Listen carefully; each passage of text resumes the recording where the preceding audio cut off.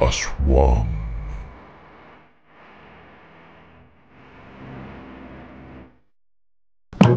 Tigilan mo na ang kasusunod sa akin.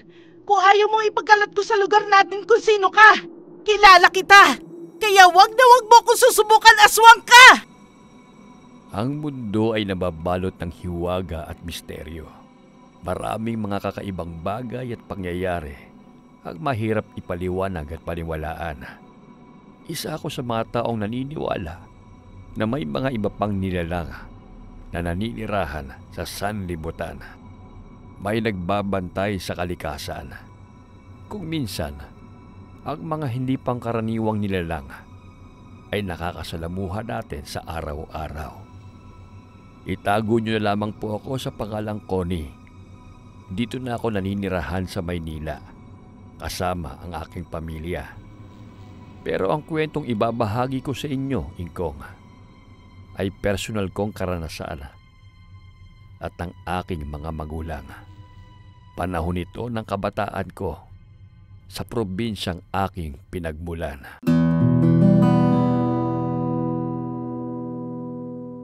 (1990) Mindoro. Dahil mahirap ang buhay sa probinsya, dumating sa puntong hindi sapat ang kinikita ng mga magulang ko sa pagbubukid at pangingisda. Lalo na at 5 kaming magkakapatid. Kaya napilitan ng abing ina na lumuwas ng syudad upang mamasukan bilang kasambahay. Dahil panganay ako sa magkakapatid, sa akin naiwan ang obligasyon ni nanay. Pinagsabay ko ang pag-aaral at pag-aalaga sa aking 4 na kapatid. Ako rin ang nakatoka sa paglalaba, pagluluto at pag-aasikaso ng bahay. Mahirap talaga para sa akin dahil 12 taong gulang pa lamang ako noon. Halos hindi ko na-enjoy ang pagiging teenager dahil sa mga obligasyon sa buhay sa aking murang edad. Nakakapaglibang lamang ako noon tuwing may mga programa sa paaralan at sa kabutihang palad ay pinapayagan naman ako ni tatay. Konting oras lamang yon kung tutuusin dahil kailangan ko ring umuwi kaagad. Pero kahit papano ay nagiging masaya ako kasama ang aking mga kaklase at malalapit na kaibigan. Bawal na bawal din kaming abutin ang gabi sa daan dahil bukod sa walang kuryente noon sa aming lugar, takot din kami na baka may makasalubong kaming delikadong nilalang kagaya na lamang ng aswang. Pero isang pagkakataon, habang pauwi kami ng mga kaklase ko galing eskwelahan, may nadaanan kaming bayabasan. Dahil sa udyok ng aking mga kasamahan, pansamantalang nawala sa aking isipan ang mga naghihintay na gawain sa akin pagdating sa bahay namin. Nawili kami dahil hitik sa bunga ang mga puno ng bayabas. Kanya-kanya kaming lagay sa bag at bulsa ng aming paldang uniforme sa eskwela. Sa sobrang saya namin, hindi na namin namalayan ang oras. Kaya nagulat kaming lahat ng maya-maya na pagtanto naming laganap na pala ang dilim sa paligid. Nagkatinginan kaming lahat at napatigil sa aming ginagawa. Naku, lagot! Gabi na pala. Paano yan? Tiyak na pagagalitan ako ni nanay at tatay. Eh di lalo naman ako. Ang dami ko pang gagawin pag uwi. Magsisilong ng mga alagang hayop, mag-iigib ng tubig at magluluto ng hapunan. Bigla akong kinabahan. Tiyak na galit na sa akin si tatay. Lalo na at gutom na yon. Dahil sa maghapong pagtatrabaho sa bukid. Baka nag-iiyakan rin ang mga kapatid ko. Lalo na ang bunso naming 3 taong gulang palabang. Agad kong isinukbit ang bag ko at isinuot ang aking tsinelas. Umuna na ako sa paglalakad habang pinapagpaga ng aking unipormeng may mga dumikit na dahon ng bayabas. Nagsipagsunuran naman ang lahat ng kasama ko. na alam kong maliban sa takot na mapagalitan pag-uwi, ay kabado rin dahil unang beses pa lamang maaabutan ng dilim sa daan. Maya-maya pa, habang sabay-sabay kaming naglalakad, napansin ni Sylvia na parang may sumusunod daw sa amin. Kahit kinakabahan, ay tumigil ako at dahan-dahang lumingon. At nakita kong may sumusunod nga sa amin, isang puting kabayo.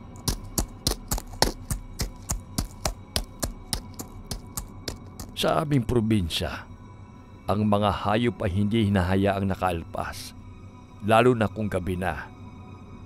Kaya nakapagtatakang may kabayong puti na bigla na lamang lumitaw sa aming likuran.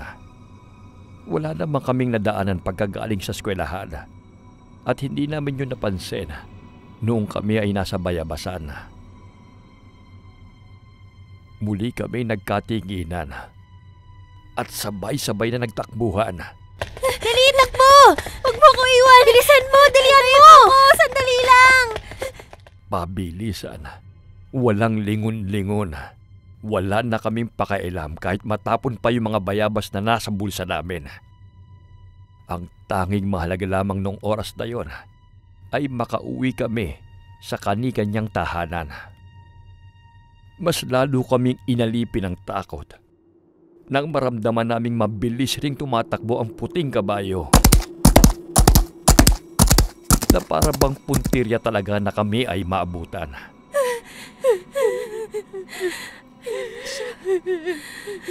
Pagdating namin sa tapat ng bahay ni Aling Delia, yung bantog na aswang sa aming lugar, ay biglang nawala yung puting kabayong humahabol sa amin. Lalong tumibay ang paniniwala namin noon na aswang nga si Aling Delia. At maya-maya pa, nanlaki ang aking mga mata nang makita ko siyang nakasilip sa may bintana. Titig na titig siya sa akin. Parang tumigil sa pagtibok ang puso ko noong mga oras na yon. Halos hindi ako makagalaw sa aking kinatatayuan. Ano ka ba, Connie? Bakit nakatayo ka lang dyan? Ang layo na ng mga kasama natin, oh! Tara na at baka mamaya makita pa tayo ni Aling Delia! Saka pa lamang ako natauhan nang hilahin ako ni Sylvia. Magkahawak kamay kaming tumakbo papalayo sa tapat ng bahay ng aswang na si Aling Delia. Laking pasasalamat ko kay Sylvia. Dahil kahit iniwan kami ng iba naming mga kasama, hinintay niya pa rin ako. Totoo pala talaga ang kasabihang malalaman mo kung sino ang tunay mong kaibigan sa oras ng kagipitan. Mahabang paliwanag ang nangyari pagdating ko sa bahay. Mabuti na lamang at hindi mainit ang ulo ni tatay. Nakapagluto na rin siya ng hapunan pagdating ko sa amin. Kaya lamang ay hindi pa sila kumakain dahil hindi pa kami kumpleto. Bakas ang pag-aalala sa mukha ng aking ama na inakala kong pagagalitan ako. At dahil nakonsensya ako sa aking ginawang pagpapagabi ng uwi, ikinuwento ko kay tatay ang nangyari sa aming pag-uwi. Dahil doon, naikwento niya sa akin ang naging karanasan din ni nanay noon. Ayon kay tatay, isang beses daw ay ginabi ng uwi si nanay galing sa paglalako ng isda. Pagdating daw niya sa tapat ng bahay ni Aling Delia, nakita niyang nakatayo roon ang matandang babae na tila ba may inaabangan. Doon din daw kasi dumaan si nanay bago maglako. Ang bahay ni Aling Delia ay nakatirik sa boundary ng barangay namin at ng kasunod na baryo. Matandang dalaga si Aling Delia at pilay ang isang paa. Tanging saklay ang katulong niya para makakilos sa kanyang bahay. Kakatuwang wala ring sumasama o umaalalay sa kanya na kamag-anak niya kahit isa. napakalayo ng bahay niya sa mga kapitbahay. Kaya nakakatakot, lalo na tuwing gabi. Ang usap-usapan daw, kaya napilay ang matanda, ay dahil nahampas ito habang nangangaswang. Nagulat daw noon si nanay nang batiin siya ni Aling Delia. Ginabi ka yata, Shirley. Ang aga-aga mo nagsimulang maglako. Saan ka ba nakarating ng paglalako?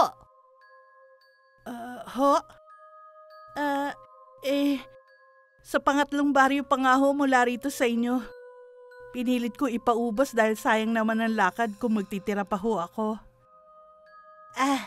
Ganun ba? Sige na. Baka hinihintay ka na ng mag-aama mo. Mag-iingat ka ha, Shirley? Tatanungin pa raw sana ni nanay si Aling Delia kung bakit gabi na ay nasa labas pa ito. Kaya lamang ay bigla na lamang yung nawala paglingon niya. Kaya naman biglang kinabahan si nanay at binilisan ang paglalakad. Maya-maya raw ay may naramdaman itong tila sumusunod sa kanya. At nang lumingon si nanay, may nakita siyang isang malaking puting aso. Alam ni nanay na hindi yun isang pangkaraniwang aso labang, kundi isang aswang. Kaya kahit natatakot, ay nilakasan ni nanay ang loob niya at pinagsabihan ang puting aso. Tigilan mo na ang kasusunod sa akin. Kung ayaw mong ipagkalat ko sa lugar natin kung sino ka, kilala kita. Kaya wag na wag mo kung susubukan, aswang ka! Pinilit daw ni nanay na magpanggap na hindi natatakot sa harap ng aswang. Kahit ang totoo ay nangangatog na ang mga tuhod nito sa labis na takot. Nakipagtagisan daw ng tingin kay nanay ang puting aso. Pero maya-maya ay umalis na ito. Noon pa lamang nakahinga ng maluwag si nanay. At sigurado siyang ang puting aso na yon ay walang iba kundi si Aling Delia. Tay, sigurado po ba kayong si Aling Delia talaga ang aswang? Di ba pilay po siya? Parang ang lungkot nga po ng buhay niya kasi mag-isa lang siya sa bahay niya. Wala siyang kasama kahit kapatid o pamangkin man lang. Hindi sumagot si tatay sa aking sinabi. Tahimik lamang siya na tila may malalim na iniisip. Maya-maya pa ay nagpatuloy muli siya sa pagkukwento. Nung binata pa lamang ako, nagtatrabaho ko sa bakery na pag-aari ng pinakamayaman dito sa ating lugar, si Aling Nieves. Ngayon ay kilala na Lola Ebeng. Isang hapon, habang papauwi ako sa amin, may napansin akong isang bake na sunod ng sunod sa akin. Nung una, hindi ko yung pinapansin. Pero nung malapit na ako sa bahay ni Aling Delia, nagtaka pa rin ako dahil sinusundan pa rin ako ng biik. Kaya tumigil ako at nilapitan yon. Inilapag ko na muna sa lupa yung mga dala kong sako ng harina. Hinihingi ko kasi yon kapag wala ng laman para lagyan ko ng kahoy ng panggatong. Teka, kanina ka pa sumusunod sa akin ah. Gusto mo iuwi na lang kita? Kapag sinuwerte ka nga naman. Ang gandang biik, mataba at napakaamo pa. Sa tuwa ko, iniligay ko yung puting biik sa loob ng sako. Bala kong alagaan at ibibenta kapag malaki na. Bahala na kung kaninong alaga yun. Hindi ko naman kasalanan kung bakit napunta sa akin. Siya naman yung habol ng habol eh.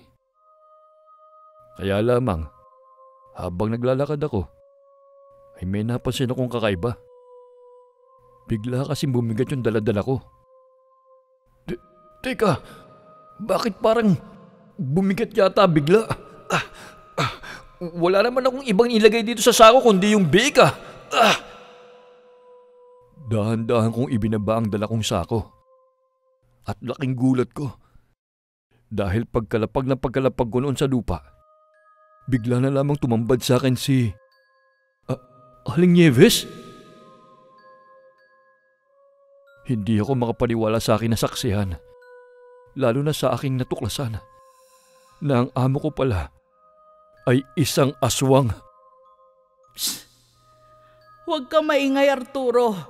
At huwag ka rin matakot. Hindi kita sasaktan. Hindi ko alam kung nahipnotis mo ba ako ng mga oras na yon. Pero sinunod ko ang sinabi niya na huwag ako maingay at matakot. Pinatunayan niya rin ang sinabi niyang hindi niya ako sasaktan. Ang tanging naramdaman ko ng mga oras na yon ay ang matinding pagkagulat.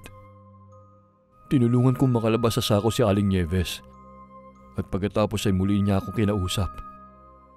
Umaasa ako, Arturo, na mananatiling sikreto lamang natin ito.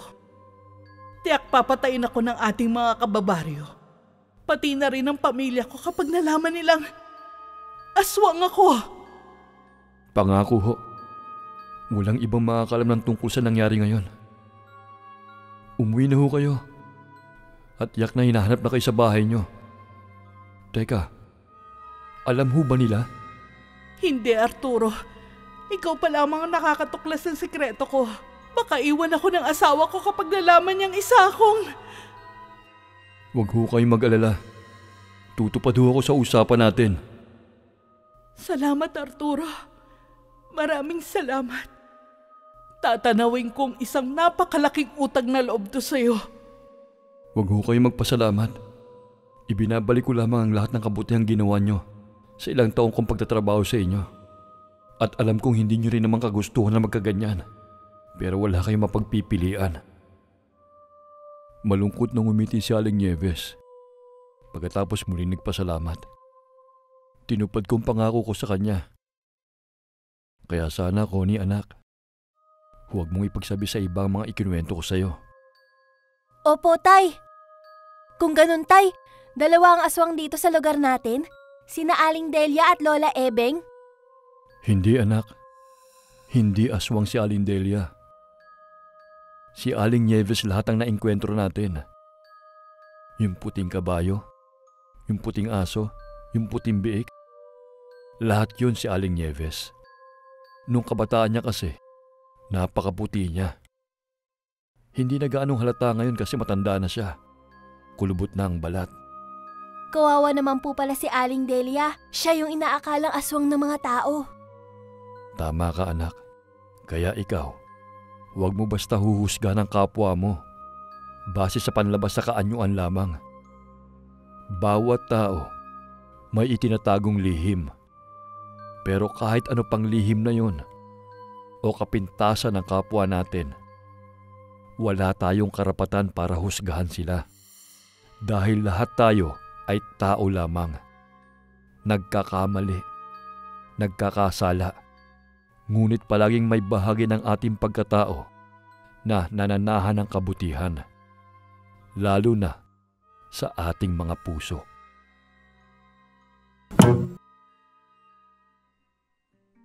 Mateo Kapitulo 7, versikulo 1 hanggang 2. Huwag kayong humatol nang kayo'y di hatulan, sapagkat hahatulan kayo ng Diyos ayon sa paghatol nyo sa iba, at susukatin kayo ayon sa panukat na ginagamit nyo sa iba. Alright! Shout out sa isa sa mga malulupit na ka-team ingkong natin, si Dens Densyo.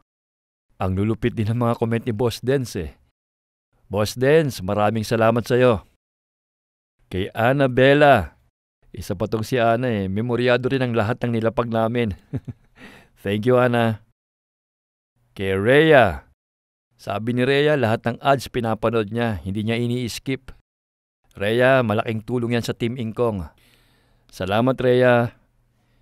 Shout out din kay Claire Praxel Pabeliano. Thank you, Claire. Shout out rin kay Luis Way. Boss Luis, maraming salamat sa walang sawang suporta. Shout out din kay Chibi Beldad Vitancourt. Ito si Chibi, napakasipag mag-promote. Thank you, Chibi. Shout out kay John Curtis Rovenault from Chicago. Thank you, John. Kay Janus Giyang. Thank you, Janus. Alvin Manaig. Thank you, Alvin. Charlito Pesukan Sr. Thank you, Charlito. Sa Misa family ng Rodriguez Rizal. Misa family, thank you. At syempre kay Pakbet Horror Animation. Team Ingkong, suportahan din po natin siya. Welcome din po sa mga new subs natin. Kay J.R. Felin, Alija Gren, Lady Sparrow Taurus, Mary Ann Claire Sureta, and John Rosel Mazo from Malitam, Batangas City. Maraming salamat sa mga new subs natin. Shout out din kay Boyo at syempre kay Jada. Thank you, Boyo. Hi, Jada. Ayos. Maraming salamat po sa lahat ng suporta nyo. God bless po.